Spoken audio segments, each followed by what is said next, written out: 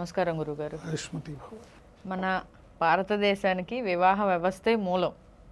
జనరల్గా ఎక్కడ ప్రపంచంలో ఎక్కడ లేని వివాహ వ్యవస్థ అనేది మన భారతదేశంలోనే ఉంది.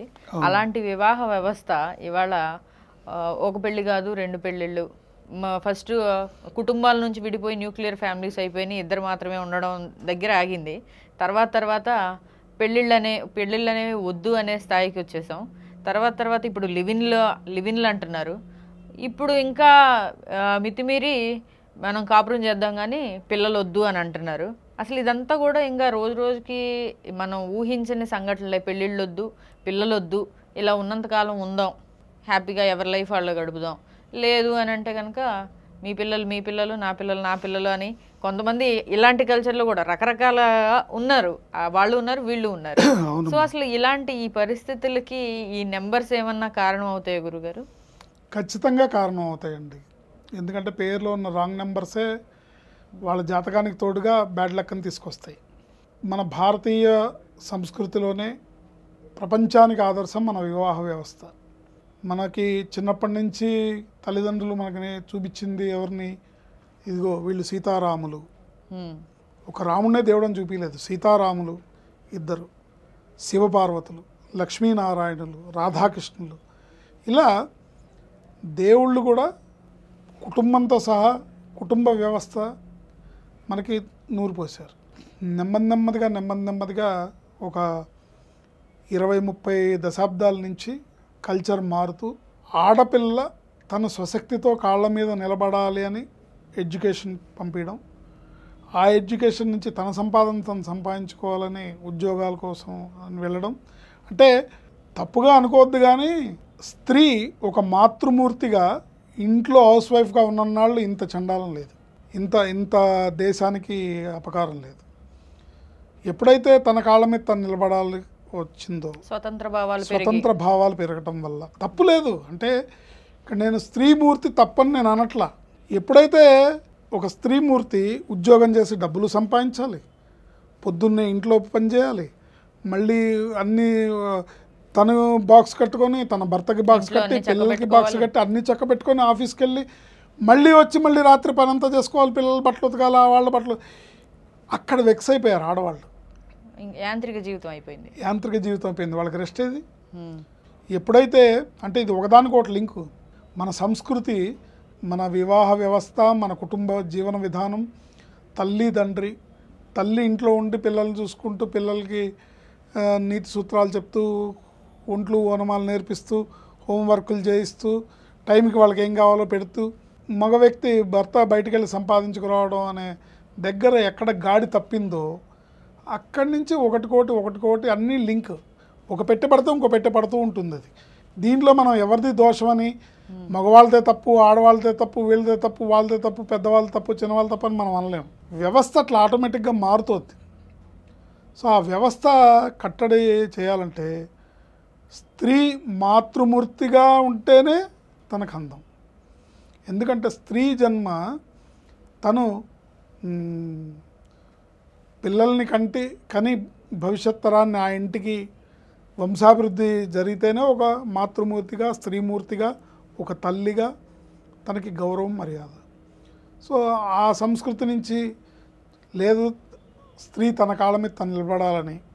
అంటే ఇప్పుడు ఆడవాళ్ళు వంటింటి కుందేళ్ళు కాదు, ఆడవాళ్ళు వాళ్ళు బాగా చదువుకోవాలి, బాగా తప్పులేదు, చదువుకోవాలి. కానీ చదువుకోని రోజులు కూడా ఏ పెద్ద మేధావినైనా ఆ తల్లే తయారు చేసి ఉంటుంది.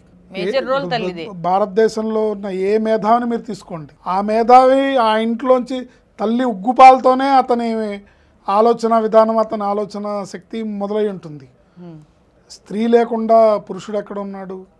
సో ఎప్పుడైతే తను మాతృమూర్తిగా కాకుండా తను కూడా కుటుంబాన్ని సంపాదించాలి, పోషించాలి అని తను కూడా ఉద్యోగం చేస్తూ ఇద్దరు డబ్బులు ఉంటేనే, ఇద్దరు సంపాదన ఉంటేనే మనం బతకగలుగుతామనే స్టేజ్ వచ్చిందో అప్పుడే పోయింది. అది కష్టతరమైన పని.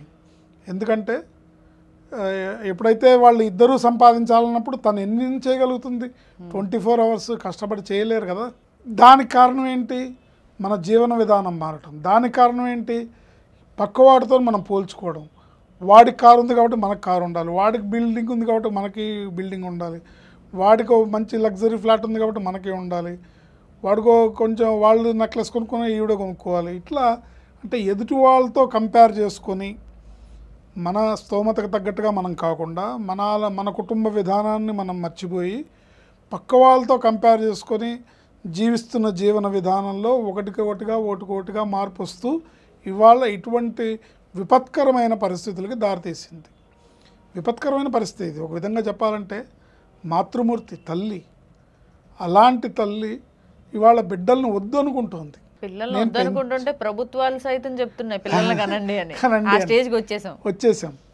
ఎందుకంటే ఇప్పుడు మన భారతదేశంలో ఇంత జనాభా ఉన్నా కూడా యూత్ ఎక్కువ మంది ఉన్నారు.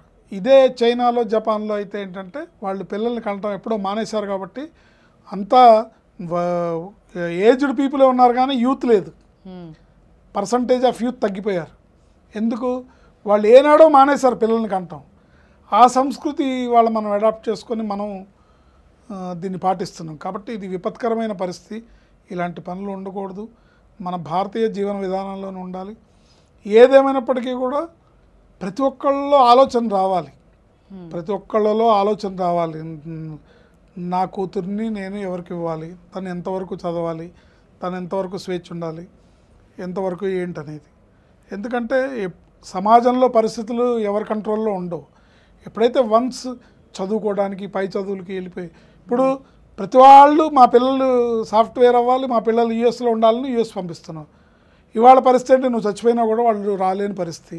అవును, రావట్లేదు. మరి దానికి కారణం ఎవరు? మీరు కాదా? సాఫ్ట్వేర్ కావాలని అమెరికాకి పంపించి ఖచ్చితంగా మనం చేసుకున్నాం. అందుకని దీన్ని ఎక్కడ రికలెక్ట్ చేసుకొని దాన్ని మనం ఎక్కడ సరిదిద్దుకోవాలనేది ఇది ఏ ఒక్కళ్ళో ఏ కొద్ది మందో చేస్తే కాదు, ఎవరికి వాళ్ళకి ఆలోచన వాళ్ళకి రావాలి.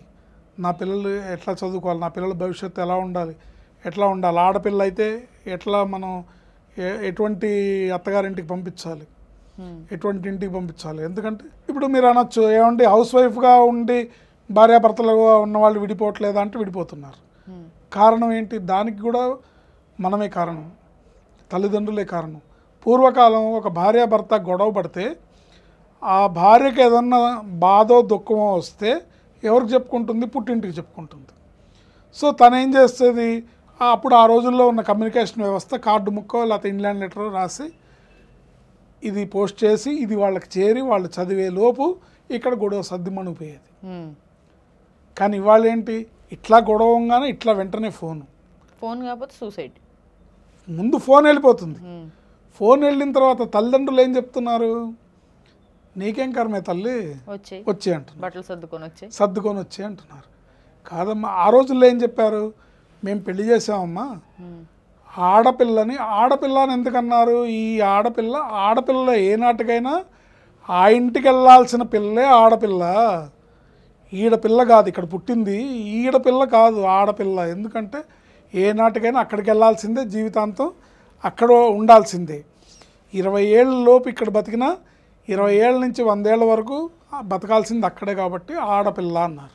ఇదివరకు ఏదన్నా వివాదం వస్తే అనేవాళ్ళు, అమ్మ నువ్వు మీ వారు చూసుకోండి అమ్మా, మీరు మాట్లాడుకొని సర్దుకోండి, మీ అత్తగారితో మాట్లాడుకో, చెప్పుకో. ఏంటి నీ నోరు మంచిదైతే ఊరు మంచిది అవుతుందమ్మా, వాళ్ళు కావాలని ఎందుకు చేస్తారు, చక్కగా మాట్లాడుకోమ్మా, తప్పులేదు. నీ బాధని ముందు నీ భర్తకి వ్యక్తపరచు, ఒకవేళ ఆయన అర్థం చేసుకోకపోతే అప్పుడు అత్తగారికో మామగారికో చెప్పు, ఇబ్బంది లేదు, ఏం కొంపలంటూ పోయింది లేదని చెప్పేవాళ్ళు. ఇవాళ అలా కాదు కదా, నీకేం కర్మ, అలా అన్నాడా ఇలా అన్నాడా అని ఇంకా వీళ్ళు ఇంకా కొంచెం పోగేస్తారు, ఇంకా కొంచెం దాంట్లో మసాలా యాడ్ చేస్తారు, చేసి నీకేం కర్మ వచ్చేయమంటున్నారు, వచ్చేస్తుంది. వీటన్నిటికీ కూడా పేరులో ఉండే నెంబర్లు కారణాలు అవుతాయి. పేరులో నెంబర్ బాగుంటే కనుక కొట్టుకున్నా తిట్టుకున్నా ఏం చేసినా విడిపోరు. అందుకు ఎన్నో కుటుంబాలు మా ఆధ్వర్యంలో మా క్లయింట్లుగా ఉన్నవాళ్ళు ఉన్నారు.